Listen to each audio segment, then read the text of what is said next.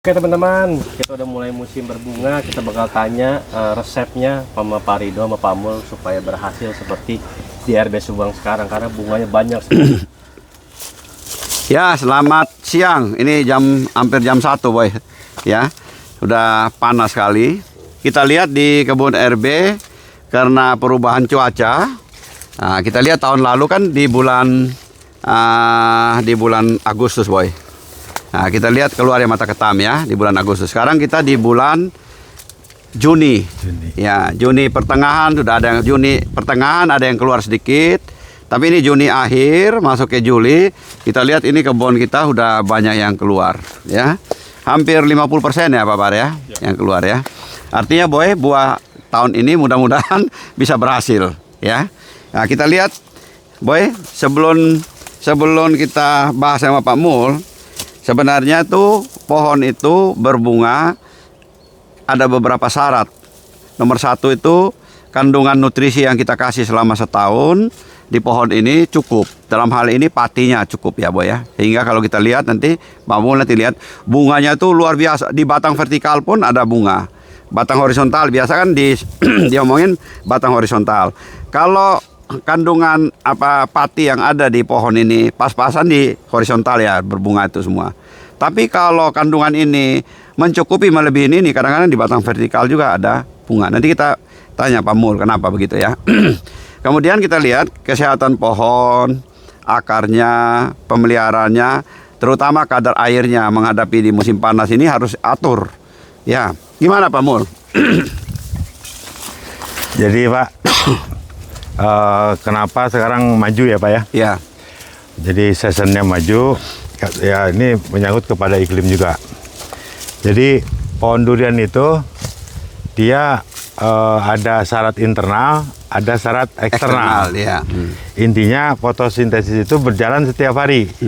Cuman tergantung kerannya Pak. Kalau banyak air, banyak N, maka kerannya itu dialirkan untuk pertumbuhan daun atau tunas.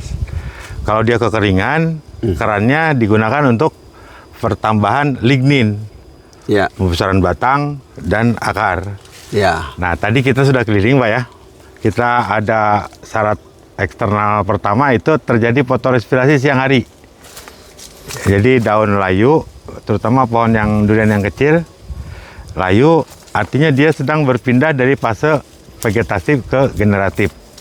Jadi seluruh penghasilan fotosintesis hari itu semuanya diarahkan ke perut Proses kayak generatif. perut dahan. Ya. Nah, jadi sweetnya, nah salah satu lagi ciri-cirinya internal Pak ya. Ya. Itu mulai ada retak-retak.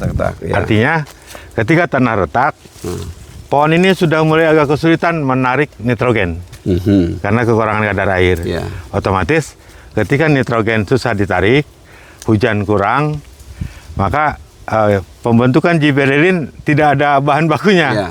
C-nya naik ya berarti. C-nya naik. Nah, C-nya naik karena cukup panas, fotosintesnya berjalan bagus betul, ya. betul. N kecil, berarti CN rasionya Pak Mul ya. N rasionya jadi meningkat. Ya. Nah, gitu.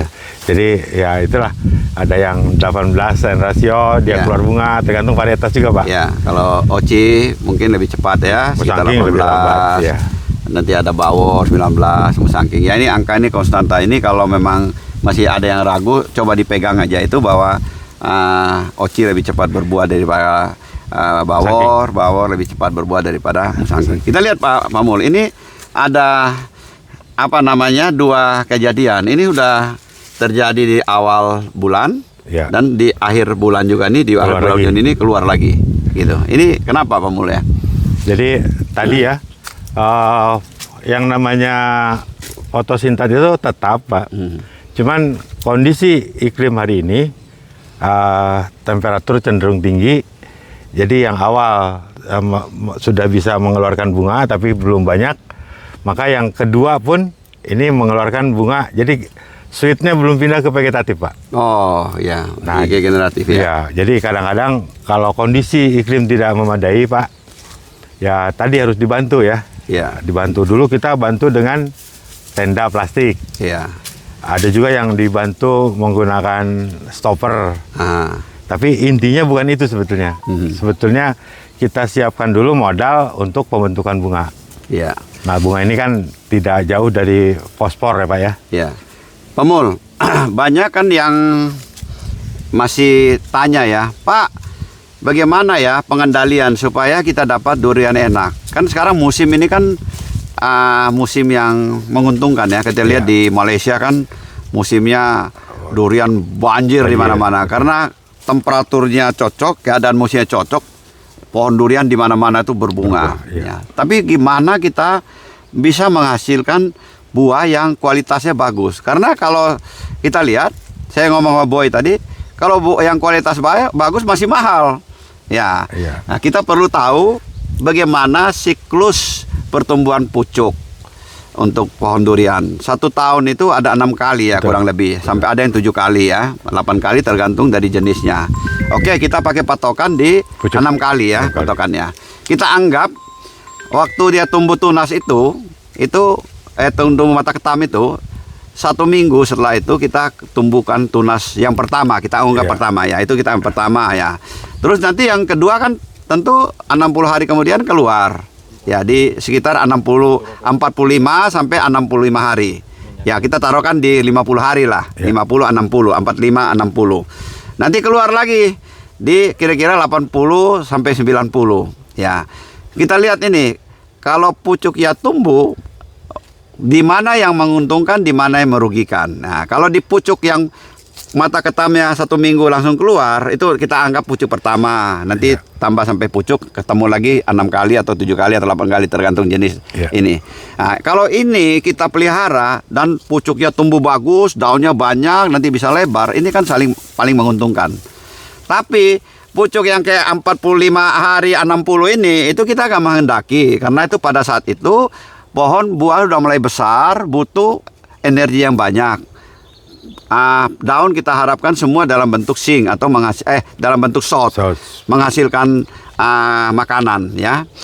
Di 80 sama 90 juga sama, kita nggak menghendaki pucuk baru karena kita menghadapi juga daun dalam bentuk shot. Kalau pucuk baru artinya pohon di sistem metabolisme ini dia akan memberikan hasilnya, akan memberikan makanan ke pucuk karena kecenderungan pohon mempertahankan kehidupan dia pucuk duluan.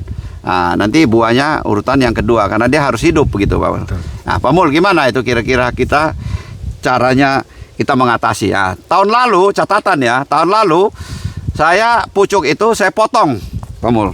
Kenapa? Kita lihat, kita kan belajar terus ya. Jadi kita potong tumbuh pucuk, kita potong kayak 40 hari, 50 hari sampai 90 hari sampai 90 hari itu tumbuh pucuk kita potong dan hasilnya bagus. Bawor bisa matang sempurna dan bagus ya.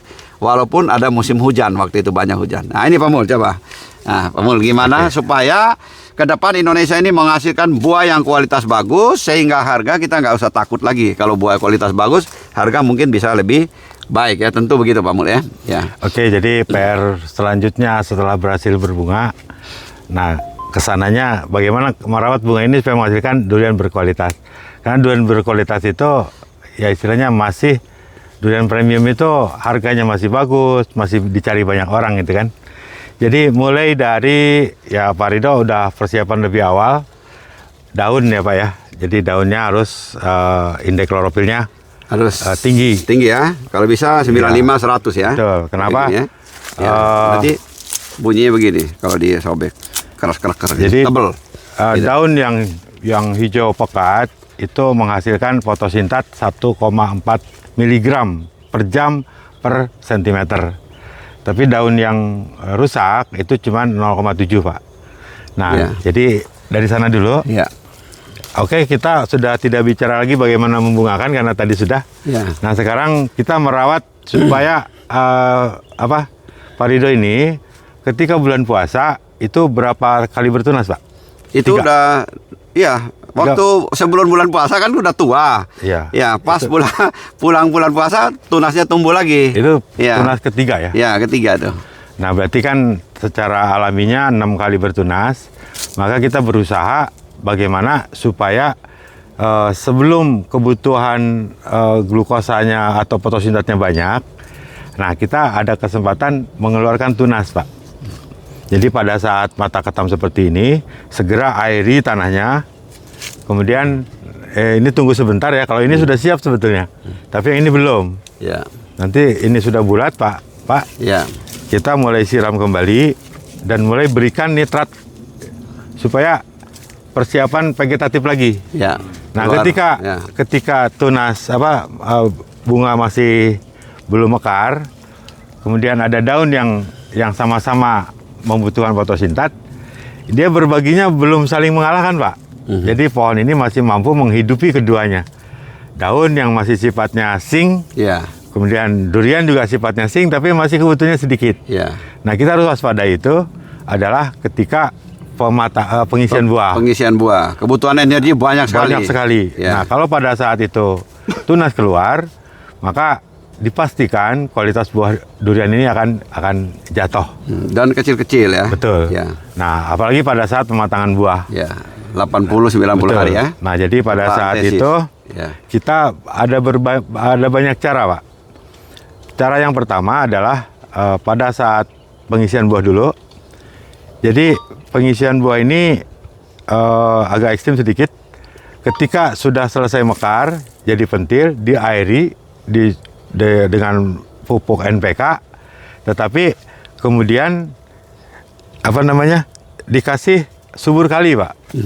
Jadi magnesium ini istilahnya ketika kadarnya di bawah 4%, dia itu nutrisi.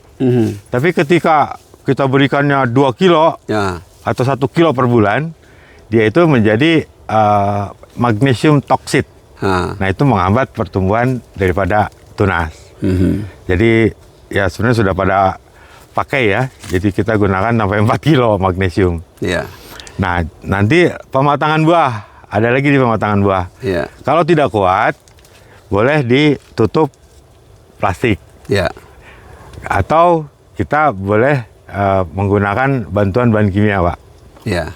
Jadi pakai stopper. Oh, stopper ya. Stopper. Jadi Itu maksudnya Pak Mul, kalau musim hujan ya tutup plastik ya. kalau musim hujan, Ya, kalau nggak musim hujan panas begini kita nggak usah lah. nggak gitu usah. Ya. Dan jangan memberikan nitrogen lagi pada pematangan buah. Ya. Dan air mulai dikurangi pada pematangan buah ini. Ya. Tetap diberikan, tapi kadar di antara 24 sampai 35 lah ya. Ya. Jadi jangan lebih dari itu karena akan memicu keluarnya tunas yang baru. Ya. Oke, jadi saya rangkum Pak Mul ya. Mengenai kadar air supaya teman-teman juga perhatikan di kebun kita ini ada perubahan. Jadi perubahan untuk tahun ini Pak Mul adalah kita memperhatikan kadar air. Ya. Jadi kita beli alat yang cukup bagus, cek pH dan kadar air. Itu papar 3 hari sekali, seminggu sekali. Kadar air sekarang ini kalau kita pakai patokan di masa pertumbuhan masih pohon kecil 40 sampai 60%. Ya. Pohon yang udah besar masuk ke generatif kita mau buahkan, kita kurangin menjadi 22 sampai 24. Nah, ini kadar air sehingga keluar nanti begini.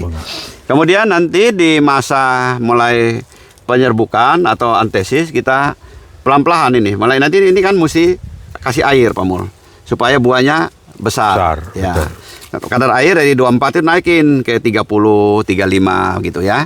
Nanti antesis ya kira-kira kadar air begitu. Nanti setelah antesis ya 2 minggu setelah antesis kita mulai naik lagi kadar air 40, 50, 40, 50, 60. Nah, itu diatur untuk pembesaran buah karena kita butuh air cukup, nutrisi yang kita kasih juga nanti bisa naik. Baik melalui aliran massa, intersepsi ya, atau ya, satu lagi apa namanya? aliran massa, intersepsi sama Difusi. difusi ya, itu 3 macam ya cara naiknya. Tentu kalau aliran massa butuh air ya, itu salah satunya. Nah, kemudian Pak Mul tadi bilang waktu sampai dia mau pematangan buah kita masuk ke fase variation, variation ya. Nanti kita butuh yang di situ nanti aba ya, itu kadar air kita turunkan bertahap menjadi 24, 22 ke 24. Sehingga kita dapat buah yang agak kering, manis dan gurih ya, dan kualitas bagus. Nah, N-nya kita kurangin ya gitu Pak Mul ya. Ya. Oke Pak Mul, jadi kadar air dari pertumbuhan sampai nanti pengisian buah kita naikin, kemudian waktu pematangan buah kita turunkan ya. Nah, kita Pak Mul tentu nutrisi ya Pak Mul ya. Nutrisi saya ngobrol-ngobrol juga nutrisi. Nutrisi untuk selanjutnya Pak Mul ya. Kita lihat kalau dari sini menuju ke ceri gini, kemudian nanti ke antesis. tentu kita butuh kalsium, Ya. kasih boron, kasih sedikit di daun sehingga daunnya juga hijau royo, bagus, masak makanannya bagus ya. Kita kenal namanya first messenger dan second messenger dalam hal ini ya, supaya jangan rontok. Nah, kebetulan tahun ini udara bagus, mungkin kerontokan itu lebih kecil Pak Mul. Waktu tahun lalu hujannya banyak. Nah, Pak Mul, first messenger, second messenger itu kira-kira gimana Pak Mul? Banyak yang tanya tuh Pak Mul. Kita ulang-ulang terus masih ditanya juga. Ya. Jadi yang namanya second messenger itu adalah di mitokondria itu ada namanya kalsium channel, Ya, citokol ya. di sitosol ya. Citokol ya. Kalsium channel ini guard, penjaga Pak.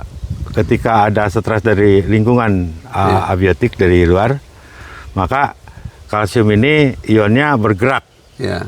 sehingga pertahanan dari pohon itu langsung dibentuk Pak. Seperti prolin, kalau ada kepanasan, prolin dibentuk. Ini komandonya ada di kalsium. Kalau dia kebanyakan kadar garam, maka betain yang dibentuk. Nah, jadi penjaganya ini adalah kalsium. Jadi kalsium ini disebut second messenger karena bukan dia itu hanya koordinator Pak. Koordinator, mempertahankan buah nanti ya. Jadi Ketahanan naik gitu. dia mengaktifkan sistem pertahanan pohon. Nah, jadi ini ketika kalsiumnya tercukupi, maka pohon itu gesit melawan perubahan stres tadi, Pak. Tapi ketika kalsiumnya kurang, pH-nya lemah, tidak ada lagi koordinatornya. Sehingga akhirnya etilen naik. Singkat cerita ya. Etilen naik, auksin terdesak. Ketika kalah, maka dia akan merontokkan buahnya atau bunganya. Jadi kalsium ini hal yang sepele.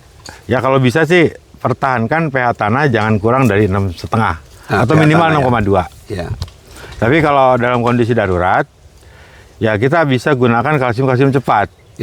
Seperti kalsium EDTA, kalsium yang lebih bagus lagi kalsium glisin, atau yang banyak tersedia di pasaran kalsium nitrat, bisa lewat spray. Kalnit ya, kalau di Merauke membesarkan nitratnya, membesarkan ini kalsiumnya, meningkatkan pertahanan gitu Pak. Nah itu second messenger. Ya mungkin sekarang ini baru second messenger Pak. First messenger terlalu mahal itu. Terlalu APG, mahal. ya? APG itu harganya dengan jasa titipnya 20 juta per kilo. Waduh. Itu AVG walaupun tergenang air bisa bertahan. Nahan kerontokan ya. Betul. Itu dia punya. Karena dia direct. Cuma Pak Mul ya 20 juta tapi itu bisa untuk 5-6 hektar. 1 kilo. Ya, Iya, 7 hektar. 5-6 hektar itu ya kebun ya. Bisa sampai 500-600 pohon ya. Betul. Ya. Kalau dihitung-hitung juga nggak mahal ya. Murah juga, cuman susah belinya Pak. Bisa belinya. Selama ini saya beli di Thailand. Thailand udah pakai Pak? Thailand udah pakai. Udah hari-hari ya. Mungkin Jadi, Malaysia juga sama ya. Thailand ini tokonya ada. Tetapi tidak pernah muncul di video-video YouTube-nya Pak. Ya itu rahasia mereka kan. Tapi mereka jualannya pun khusus ke kebun durian. Artinya mereka pakai, tapi kita belum pernah menyaksikan YouTuber di sana langsung menggunakan end user ya, Jadi mereka mungkin, tapi saya rasa mungkin tersembunyi juga enggak, saya rasa ada juga. Karena ada di toko. Ada di toko. Ya. Saya kemarin beli. Cuma di kita rasa, sekilo 20 juta, 15 juta, rasanya mahal, udah nggak berani ya. Iya, udah nggak berani. Udah takut duluan. Oke, jadi kita lihat ini kebun kita ya di akhir bulan Juni ini kan udah respon, ada mata ketam keluar, ada yang udah jadi ceri, terutama yang jadi ceri begini udah semua di oci ya Pak Mul ya. Ya Pak Baru gitu ya, di oci semua ya. Tapi sekarang mulai masuk di bawor, ya super tembaga, sudah mulai. Jadi kita lihat ini udah ceri keluar lagi karena ini perubahan temperatur, karena pohonnya punya kekuatan nutrisi yang bagus atau pati yang ada terkandung di flum ya kuat. Sehingga kita lihat ini, bahkan di batang-batang vertikal juga timbul keluar bunga ya. Nanti kita akan terusin, kalau dari sini kemudian kita lihat dari mata ketam sampai nanti dia antesis, itu kurang lebih 6 sampai 8 minggu, tergantung klonnya. Ada yang 6 minggu, ada yang 7 minggu. Nah setelah itu, setelah antesis 2 minggu, kita mulai ada pemupukan. Ya, mungkin kita lihat pemupukan, kita bisa mulai dari minggu kedua, minggu ke-5, ya, minggu ke-8, minggu ke-11 dan minggu ke-14 kalau untuk bawor dan yang lain untuk yang umur panjang ya. Dan pupuknya berubah-ubah. Ya. Jadi 3 minggu sekali dikasih pemupukan di kanopi ya. Tapi ada juga yang berpendapat wah 3 minggu itu 21 hari. Saya di tengah-tengah juga saya kasih pemupukan lagi. Jadi 10 hari sekali. Nah, ini tergantung dari pilihan. Nah, tapi kalau kita lihat panas, cukup air. Kalau kita lihat ini kalau kita mau buah kita besar, kita kasih lebih bagus 10 hari sekali, Pak Mul. Betul. Ya. Panas kan, kasih pupuk cukup air, masak makanan banyak, buahnya bisa besar-besar. Karena kalau saya lihat Oci, grade A itu lebih bagus 2 kilo ke atas gitu Pak Mul ya. Iya. Ya.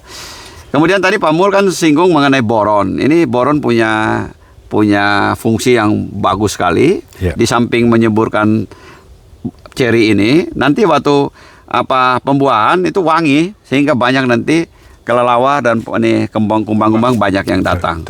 Nah, di samping itu juga boron kita bisa membuat buah kita itu bulatnya lebih sempurna ya, begitu ya kira-kira Pak Mul, ya. Mengurangi kucing tidur. Nah, kucing Berkurang. tidur ya. Nah, tentu nanti pemupukannya kita lihat mungkin minggu kedua kita biasalah kasih Karate Plus Brownie Nitrabol ditambah NPK Grower atau Yara Winner ya. Nah, terus kalau 21 hari ya itu terus. Kalau yang 10 hari terus itu kasih. Sampai ke hari ke-60-an kita mulai tambah subur kali yang K-nya tinggi. Iya, iya. Nah, tentu untuk kualitas bagus di 60 hari ke atas itu kita mulai naikin K, N kita bertahap kita kurangin gitu Pak Mul ya. Nah, tentu kontroversi Pak Mul ya mengenai fosfat. Ya. Ya. Ada yang bilang fosfat kapan diberikan sehingga nanti buah dari durian ini kecil. Ya, pengalaman saya di sini kalau kita kasih nutrisi berkesinambungan dengan sendirinya buah dari hasil dari Oci itu bijinya nggak gede-gede. Ya, tapi mungkin secara spesifik Pak Mul bisa menjelaskan fungsinya fosfat. Waktu kita lihat mulai dari habis antesis, kita mulai pemupukan sampai jatuhnya bagaimana kira-kira perlakuannya. Jadi Ya. fungsi fosfat ini Pak, yang terutama adalah mulai menjadi penting ketika malam hari. Ya. Jadi siang harinya diangkut, Ya. malam harinya digunakan pada proses glikolisis. Ya. Jadi fotosintat yang kita sebut glukosa, malam hari itu dirubah Pak, Ya. menjadi piruvat dan ATP. Nah itu semuanya melibatkan fosfat. Ya. Nah, seperti ADP sendiri namanya adenosin difosfat. Fosfat ya. ATP adenosin trifosfat. Ya. Dan nanti di proses fosforilisasi, Ya. fosforilisasi itu gula Pak, Ya. gula dengan asam amino bereaksi, itu juga melibatkan fosfat. Ah. Saya sedikit ya, karena kita bicara kualitas kan Pak. Ya. Contoh, ketika glikolisis, fotosintesis berhenti, Ya. siang berganti menjadi malam, tidak ada lagi cahaya matahari, maka gula glukosa yang dikumpulkan ini akan masuk ke proses glikolisis sampai pagi Pak. Ya. Kelvin Circle ya. Ya betul. Ya, itu ya. Jadi intinya di sini itu gula ini dirubah. Mhm. Kalau teman-teman kurang unit glukosanya, intinya daunnya kurang bagus, Ya. atau cahaya mataharinya banyak hujan, berarti kan unit fotosintatnya sedikit. Mhm. Maka kerugian di kualitas Pak. Jadi gula itu segalanya untuk kualitas. Kenapa? Ketika gula itu banyak, malam hari glikolisis, sebagian 6 glukosa dirubah menjadi 2 piruvat dan 2 ATP. Sisanya kemana gitu kan? Ya. Sisanya bereaksi dengan asam amino. Saya kasih ilustrasi. Kalau gula yang sudah di glikolisis ini ketemu asam amino isoleusin Pak, Ya. maka dia akan menghasilkan furan. Nah. Ketika ada matahari paginya, besoknya dia akan menghasilkan furan, furanol dan stolon. Mhm. Apa itu? Ini akan diakumulasi dalam durian berupa rasa furan itu rasanya seperti stroberi, segar gitu Pak. Stolon itu rasanya seperti kacang tanah. Ya. Nah. Nah, jadi kalau durian kita yang berkualitas itu, dia ada segar aroma stroberi atau nanas Ya. atau tadi ada rasa kacang, maka dipastikan durian itu lengket tak. Tetapi kalau glukosanya sedikit yang dirubah, glukosa ini gula yang cair, Pak. Iya. Gula cair otomatis dagingnya lembek. Tapi kalau gula ini dirubah menjadi deglukosa, menjadi fruktosa dan sukrosa, gulanya menjadi gula padat. Jadi airnya berkurang. Jadi setiap satu molekul gula glukos yang berubah menjadi fruktos, yang berubah menjadi sukros, dia kehilangan satu molekul air. Berarti lebih pekat duriannya. Iya. Setiap kehilangan satu molekul air, dia menghasilkan satu furaneol, Pak. Tadi aroma yang segar, Iya. dan satu stolon. Satu stolon itu rasa seperti madu, seperti nanas. Seperti kacang tanah. Iya. Kalau furaneol seperti nanas tadi, stroberi atau nanas. Nah ini kan baru tingkat dasar nih, Pak. Baru kita bicara gula. Iya. Nah ternyata seperti itu. Nah ini akan tampil di durian yang lengket. Kalau duriannya becek, berarti glukosanya kurang gitu, Pak. Nah itu baru di tingkat itu. Iya. Nah kemudian tadi ada pupuk mikro ya, Pak. Iya. Tadi Pak Ridho menyebutkan kita ada subur kali. Subur kali ini ada magnesium, ada kalium, ada belerang. Belerang untuk aroma, Pak. Iya. Etanetiol, metanetiol, aroma-aroma yang khas dari durian. Iya. Bahkan ini aroma dasar. Nanti aroma ini akan lagi menjadi ester etil. Ada lagi menjadi ester asetat. Aroma yang membawa rasa. Kemudian tadi magnesium. Magnesium ini kemana arahnya? Ketika magnesium melewati kadar 3,5%, Iya. artinya 5,8%, magnesium ini ada di titik toksit. Iya. Apa yang akan terjadi? Yang terjadi adalah kadar lemaknya durian ini akan mencapai 7,5%. Naik ya, jadi dikasih. Makanya kita kasih 4 kilo ya. Teksturnya menjadi gurih dan airnya ketika lemak naik, air berkurang gitu, Pak. Ya. Nah, kemudian tadi mikro. Pak, kita buka aja Pak Ridho. Ya, oke. Untuk Kita mesti buka supaya kualitas durian di Indonesia meningkat. naik, Pak Mul. Betul. Ya, meningkat. Pak Ridho tahun kemarin di tahap awal meningkatkan FE. Ya. Kemudian di akhir meningkatkan CU. CU ya. Dan zinc ya. Zinc ini adalah ion metal. Dia itu ligan dari pembentukan senyawa namanya vanillic acid. Tadi ya. Iya. Vanillic acid ini akan ada kalau ada gula Iya. dan ada asam amino. Asam aminonya fenilalanin. Iya. Ketemu sama zinc, maka akan keluar aroma vanillic acid, aroma vanila. Seperti kita punya tahun lalu ya. Betul, Ya, betul. ya. Jadi ada aroma gurih-gurih vanila. Ya. Dan vanila ini rasa yang paling diterima. Nah, kalau kemudian kita memilih CU itu tadi dia tirosin, Pak. Asam Ya. aminonya tirosin. Ya. Jadi ketika kita akan gunakan CU, maka kita harus gunakan asam aminonya. Ya. Jangan ketinggalan. Nanti kurang efektif. Ya. Maka warnanya akan luar biasa ya, Pak. Ya. Jadi kemarin warnanya bagus sekali. Ya. FE juga. Jadi setiap unsur mikro yang kita berikan akan maksimal ketika pupuk lainnya tidak defisiensi Ya. dan diberikan chelatinnya, Ya. yaitu asam amino. Jadi mikro asam amino kita gunakan di tahun ini, Pak. Ya. Citosan juga kita Ya, ada. citosan juga tambahan untuk ya. pertahanan, juga untuk meningkatkan panas ya, kualitas. panas ya. Kualitas. Untuk menghalau jamur kita juga gunakan Betul, citosan betul, ya. betul. Ya. Jadi mikro mungkin saya ulangi Pak Mul, untuk duren ini punya spesifik khusus untuk pupuk mikro. Iya. Jadi kita butuh untuk CU itu 10 kali lebih banyak dibandingin Buah pohon yang lain, ya. dibanding buah yang lain. Boron 5 kali lebih banyak. Mn sama zinc itu 3 kali lebih banyak. 3 kali lebih. Fe 2 kali lebih banyak. Jadi ini silakan teman-teman terjemahin sendiri kapan waktu ditanam. Mungkin bisa ngikut kita punya YouTube kita yang lalu gitu ya. Betul. Waktu tahunnya lalu sehingga kita dapatkan hasil yang cukup bagus tahun lalu. Apalagi kalau kita lihat sekarang ini iklim bersahabat. Tentu teman-teman kalau bisa semua meningkatkan kualitasnya sehingga kita harga durian kita ini bisa bagus di Indonesia ini. Kalau di Malaysia saya lihat kan jor-joran. Ternyata setelah diselidiki memang itu yang grade C ke bawah, Pak. Yang murah ya. Yang di ekspor tetap harga cukup bagus gitu. Nah, Pak Ridho, pesan untuk teman-teman kan ingin tahu caranya. Bagaimana Pak Ridho memberikan pupuk mikro? Apa di spray, apa lewat tanah, apa bagaimana, Pak? Jadi saya mikro sebenarnya saya sepakat sama Pak Catur. Mikro sebaiknya diberikan melalui foliar. Ya. Tapi sini saya ada bikin biotron, Pak. Biotron, ini kita lihat sini biotron. Ya, ini biotron saya kelat dengan mikro majimuk. Nih. Nah, di waktu-waktu tertentu juga kita tambah MAC-S. Nah, supaya nanti ini biotron ini dia akan menutup pori-pori ini. Ini kan Pamul, ini belum dikerjakan karena baru begini.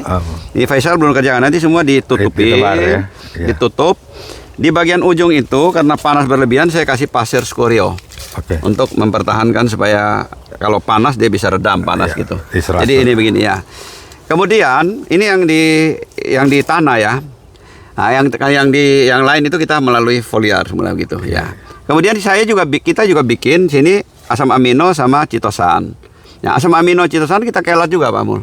Nah, ada yang kita kelat dengan SOP yang kalium tinggi. Ada kita juga kelat dengan pupuk mikro tertentu. Kalau kita mau kasih dia agak pahit, ya kita kasih CU gitu. Jadi pupuk mikro yang kita bikin ini punya tujuan di sini tertentu. Kapan kita berikan? Begitu juga di citosan. Kita ada berikan itu ya citosan. Ya, bertindak sebagai elisitor ya. Ya, elisitor. Jadi pupuk mikro umumnya memang saya berikan melalui foliar, tapi di kasus tertentu di pupuknya kita ada penambahan khusus gitu ya. Yang cepat masuk lewat foliar, ini yang bisa slow release ya, Pak ya. Slow release, pelan-pelan ya. Ya. Kadang-kadang kita pemupukannya kita melalui kocor, Pak Mul. Nah, jadi kalau kocor saya selalu pupuk itu kita akan ada tambah asam sulfat, asam sulfit ya. Nah, kemudian kadang-kadang saya juga ada tambahan mikro tertentu yang kita melihat penekanan mana mau. Kalau begini kan penekanan di boron. Nah, kita tambah asam sulfit selalu kita sertakan sehingga nanti penyerapan terutama pada fase generatif. Ya, jadi penyerapan pupuk juga maksimum. Nah, banyak yang di sini saya terus terang ini biotron ini saya suka sekali pakai. Ini dari dari arang batok kelapa. Kemudian kita giling ini, Pemul. Ini halus sekali nih. Jadi bukan arang kelapa langsung kita taruh, ini giling ini. Halus, Pak. Halus sekali. Halus benar ini. Kita giling ini. Ini udah mendekati asam humat ini, Pak. Iya, jadi asam humat mahal.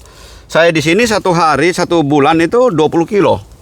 Kita kasih. Setahun hampir 200 kilo. Kalau anak-anak kebun menerapin begitu ya, yang SOP saya. Tapi kadang-kadang mereka kasih mungkin rata-rata di atas 6 karung.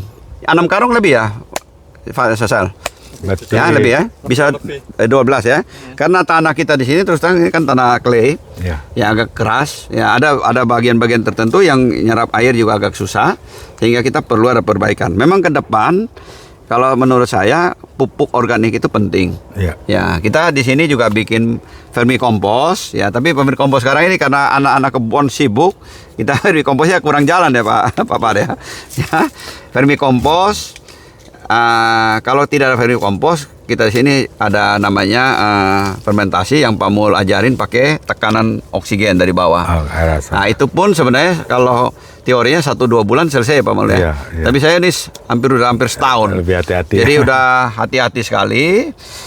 Sebelum masuk sini kalau teman-teman mau masukin ya kita kasih campur sama trichoderma, mungkin campur tepung ikan dikit, campur dedak untuk betain nahan panas. Ya itu kita campur Pak Mul. Tapi itu hati-hati ya, di agak keluar ya. Cuma kalau sekarang kita baru terapin di pohon-pohon yang kecil, memang perkembangan cukup bagus Pak Mul. Ya bagus ya gitu. Jadi tahun ini lebih siap ya Pak ya. Mudah-mudahan iklimnya mendukung, kemudian persiapannya mendukung, sehingga kita bisa menghasilkan durian yang berkualitas seperti yang diharapkan. Jadi untuk menghasilkan durian berkualitas tentu unsur haranya harus diperhatikan. Minimum 22 plus 3 yang dari udara harus dipenuhi ya. Dari itu sebenarnya Ignacius Peck tahun 68 udah dianjurin itu. Cuma Pak Mul sekarang juga konsen ke trace elemen, kalau bisa ada dana kita mengarah ke sana ya, trace elemen. Nah, jadi pemupukan berimbang tentu kita tahu juga bahwa di kanopi ini bukan kita kasih pupuk kimia terus, akhirnya makin mengeras Pak Mul. Ya, betul. gitu. Oke. Jadi rumor Pak Ridho sangat kimia, ternyata Enggak, saya organiknya juga nggak tanggung-tanggung. Saya pupuknya sedikit, gak banyak kok. Iya. Pupuk sedikit. Jadi kita beli pupuk juga tidak terus-terusan kayak yang lain banyak, Iya, nggak terlalu iya. begitu. Jadi saya pemupukan itu kita lihat pohon Pak. Jadi timingnya juga kita kasih kapan. Betul. Sedikit-sedikit tapi lebih sering itu lebih bagus. Karena sini kekuatannya di sini kita pakai kocor Pak. Semprot. Ada mobil kita keliling kocor, spraynya juga kita foliar banyak. Foliar kadang-kadang 10 hari sekali. Tapi itu yang paling lama. Tapi papar kadang-kadang juga seminggu sekali. Jadi memang anak-anak kebun cukup ini. Penyiraman kita udah rubah sekarang. Mulai tahun ini jam 6 mulainya Pak Mul. Rupanya itu ada perubahan. Jadi perubahannya gini, pagi-pagi anak-anak udah ada di kebun. Banyak diperhatikan gitu. Begitu Pak Far ya. Ya. Oke, kita lanjut terus nanti. Ini kita akan keliling kebun, kita akan lihat nanti bagaimana ini. Iya, Sal, kamu lihat sana. Oke. Dari tahun ke tahun Ya. tambah baik terus. Oke, Sal, ini. Oke, Pemul, kita ada Wadah Akdi ya, terus bergabung di Wadah Akdi sehingga banyak informasi sekali di situ. Sehingga semua pekebun di Indonesia itu bisa berhasil, tidak takut tanam. Ada pedoman bagaimana kita meningkatkan kualitas. Dan tentu di kebun kalau bisa kita tanam juga durian-durian Nusantara 10-20% bagi yang pekebun besar. Karena nanti dari situ bakal keluar durian-durian unggulan yang baru gitu. Oke, maju terus pada Indonesia, mantap. Mantap.